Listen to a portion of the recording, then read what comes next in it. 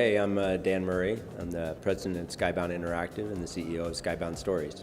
Let's talk a little about the evolution of Skybound Interactive as you've been there working with indie developers and how you learn from what the comic book scene had been exploring. Sure. Well, the company was started by Robert Kirkman, so we were essentially a comic book company to begin with. And as we sort of looked into how we could grow a games division within sort of that context, first and foremost, it started with our relationship with Telltale, and that's really what really fueled the growth of Skybound. So right away, we were establishing a relationship of how basically a company built around writers and storytellers could work with a game company. And it was a very natural fit when Telltale's Walking Dead started for us to really contribute to what they were doing and find some good synergies in how we could both kind of lift each other up in that format, and it worked pretty well. So we had something right out of the gate that really, we all sort of believe kind of put Skybound on the map, and obviously made Telltale sort of, fueled some of their growth as well.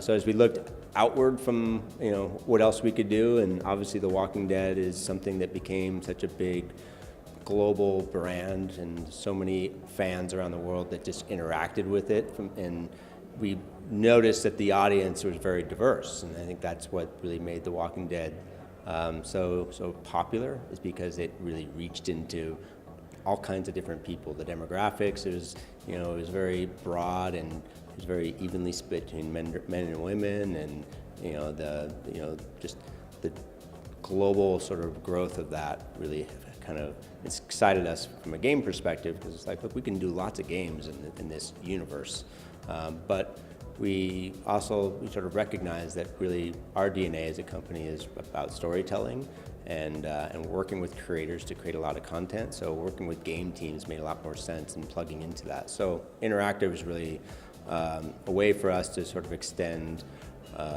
ourselves outward to the gaming community. And so as we look to try to solve some of those basic opportunities around, can we do something with an RTS, an RPG, a shooter, what can we do in free-to-play mobile, or how do we think about different types of formats of games? We just went out and reached out to the game community, specifically to the development community. And because we didn't really want to be a licensing division that was just sort of shopping our wares, we were trying to find that secret sauce like we had with Telltale, where the idea really came from the game company first, and then we sort of helped contribute to that.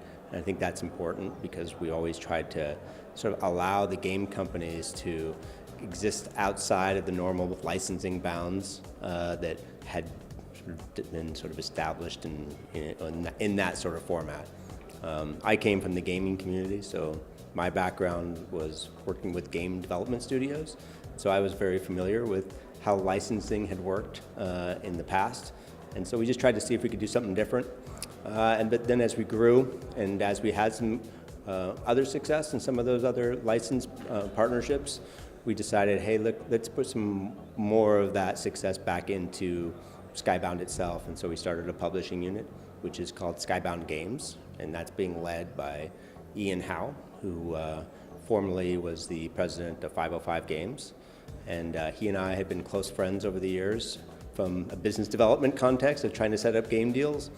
And we both sort of had the same philosophies around empowering developers and getting out of their way. And that's something that he really subscribed to at 505. And so fundamentally, we saw things through the same lens. And so we decided, hey, let's build a publishing unit, which will allow us to start looking at game studios at the beginning, to start looking at existing games that were coming out of the independent game space, specifically teams like Hinterland that did Long Dark, Manumi Park, who did Slime Rancher, and then we sort of started with, look, we can take these existing games and help grow their audience, because we have these channels to connect to the consumer that we want to take advantage of. So let's see what we can do in publishing in that respect. And so now that publishing unit is about 18 months old, and we just came out of the sort of final chapter of Telltale's Walking Dead, where we took over the franchise and helped finish the final season out for the last 2 episodes, and that's now sort of pumping along. So we got a lot more games. We just we're at PAX East, where we feel like it was sort of our coming out party in the publishing standpoint, where we had a lot of different products. And what we want to do is, as we looked at sort of taking even a further step forward on development, and we thought about what does a traditional games division look like inside of a media company that makes comic books and TV shows and that has a merchandising division. It made sense to try to think about what can we even do, how do we even go one step further and get into actually co-developing these projects and even establishing what these products should be from the get-go. So story-based games is made a lot of sense because people recognize our relationship with Telltale, and we are essentially a storytelling company. So let's double down on that genre and pick a lane around story-based games and try to really build a business where we could do more of the front-end development, but still working with independent developers to sort of help work alongside us. But it would be on us to sort of establish what the game would be in that sense, versus some of the other ways we'd done it before.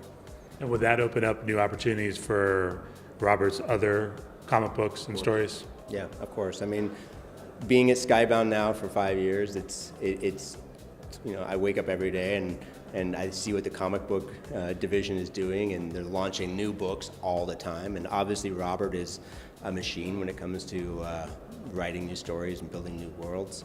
Games are somewhat tricky in those other formats when it comes to looking at licensing or looking at sort of traditional publishing, because they take a lot of resources to build, and usually when people are looking for third-party IPs, they're looking for big established audiences to build with.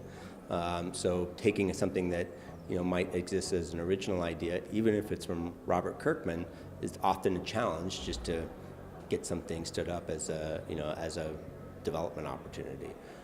So as we think about moving directly into the stories format, obviously that gives us the ability to really start digging into how do we be more additive into expanding the worlds that Robert has created, but not just Robert. Skybound is a company that is not the Robert Kirkman company, it's the creator-centric media company.